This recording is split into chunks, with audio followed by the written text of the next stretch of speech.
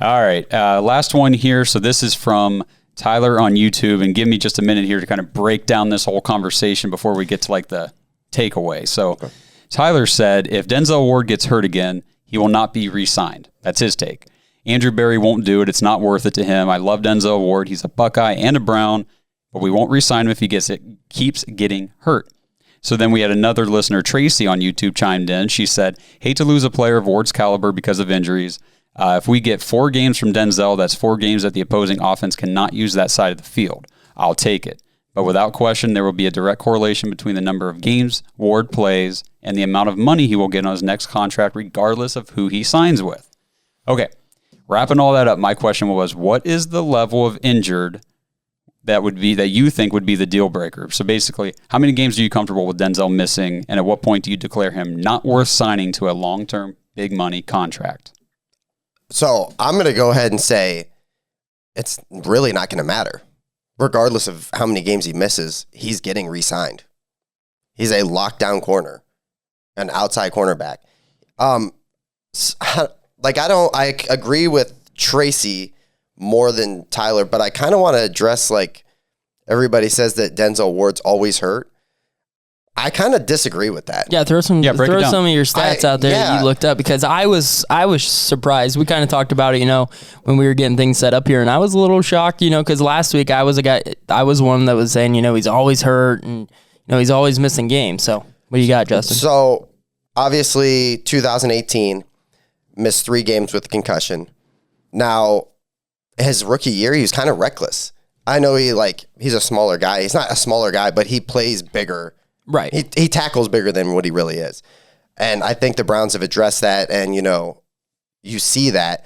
So we missed 3 there. In 2019, I believe he missed 3 games with a hamstring injury, or 4 games?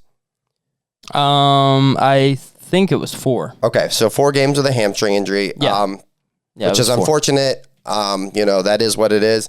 And then obviously last year we had 3 with a calf injury, and then people kind of lump in, he missed a game because of COVID. I don't even know if he was positive or he was just on the list. If guys miss a game because of COVID, I don't count it. Yeah. That's what we said. Because it's not an injury. Right. So, it's kind of crazy to me. I think I told Zach, we were talking before the show, I said, you look at Xavier Howard from Miami. He is we'll say a top 5 cornerback. Yeah.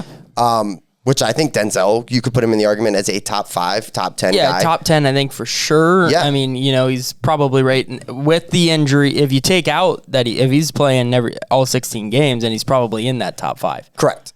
But Miami, they had no problem locking him down to a 5-year, $76.5 million contract, $47 million guaranteed. All right. No problem. Didn't blink. Yeah, so I'm looking at the stats you just gave me, so that means the last 3 years, Denzel's been on the field for 13 games. That's that's 75% or more, or 80% of the season. Right. At least. Yeah. Yeah, and I thought that was surprising, and I don't know why. I was thinking maybe he missed more time. Maybe it's because his name's always in the injury thing, every single week. When he's not out there, so if last year he missed 3 games. Mm-hmm. Or 4, I guess, with COVID. Right. COVID, yeah. Man, but when he's not out there, it feels like he's missing 8 because he's just that impact of a player. Correct. Right. So I'm glad you brought those stats to the table. I didn't realize that. That makes me realize, as a fan, I think we're we're getting a little bit too worked up about. Yeah, a little overcritical of his injury history, because it doesn't seem to be that bad. Yeah, so I think the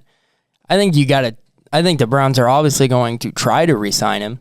I think that the more the limitation on if the Browns can re-sign him is going to be what kind of money do we have on the table when that time comes. I think that that's going to be the situation, can we throw 70-something million at him, because you also got Chubb and Baker and you got the line, Teller. You got all these things that you're going to have to, kind of like our keep trade cut, you're going to have that scenario of who gets the money, because eventually the money runs out. And then you got to see what you can afford. Now, obviously, they can restructure deals with other people to try to open up some cap room or get rid of a few contracts and do all of that. So it'll be interesting to see. I think, obviously, the Browns want to keep Denzel. I'd want to keep Denzel.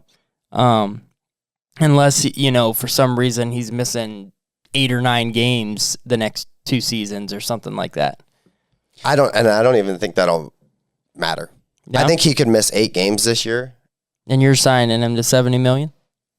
So last year, Howard played every game. I guess I didn't really hit on that. He played every game in 2020. The year before that, he missed 11 games. The year before that, 4 games. 16 games in 2017. 2016, missed 10 games. $76 million. Crazy. Yeah, and he's that good.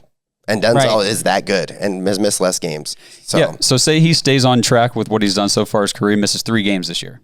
That means that he plays 14. Yep. I'll take a lockdown quarter for 14 games out of 17. Are you kidding me? Yeah, so like I like the point that Tracy made of, you're getting, if you got him for 4 games, would he be worth it? Obviously, yes, for the money, but obviously he wouldn't be getting top money if he was only, getting 4. So, but I like the point that Tracy made, and how she threw out, you're getting, and when he is on the field, he really is that shut down corner who was, I don't know, I can't remember if he led the NFL last year in pass deflections, but he was at least in the top 5. I can't remember where he ended up at the end of the year.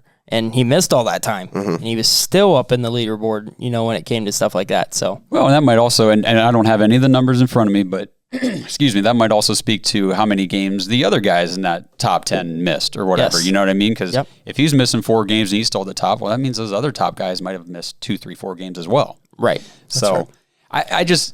I'm kind of coming around on it with you, Justin.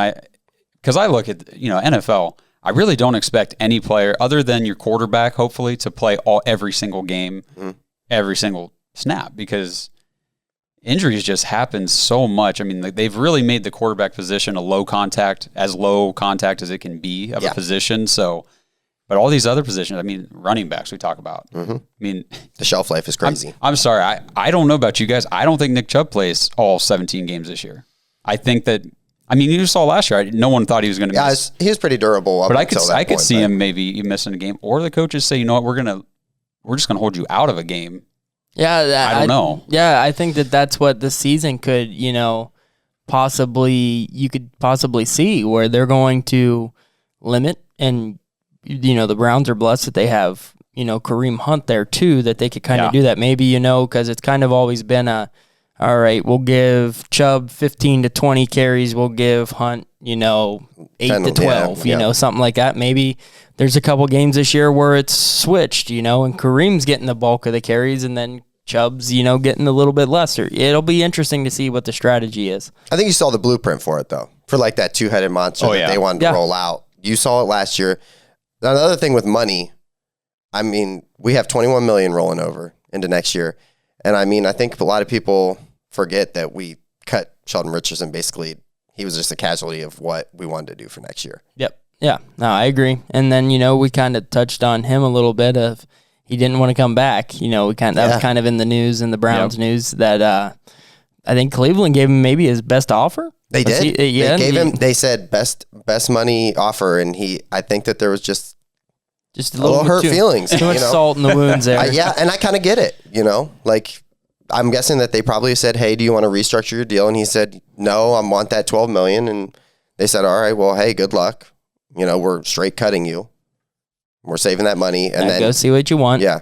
We love you as a player. We loved what you did, you did for the team. And, he was probably just a little hurt by the fact of he felt like he was one of the key spots. He was here, kind of for not really the rebuild, but to get a bunch of these younger guys going.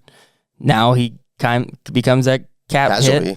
Casualty that you had to get rid of, and then didn't want to come back. So I think Minnesota, right, is where he ended up. Yep. Went somewhere familiar, for less money. I think $3 million. At least it wasn't. At least it wasn't in the division, right? He went to Pittsburgh or Baltimore or something like that. That's the last. Then there was some serious. Right. I mean, that seems to always be what happens. So it's nice that it didn't this time. Right.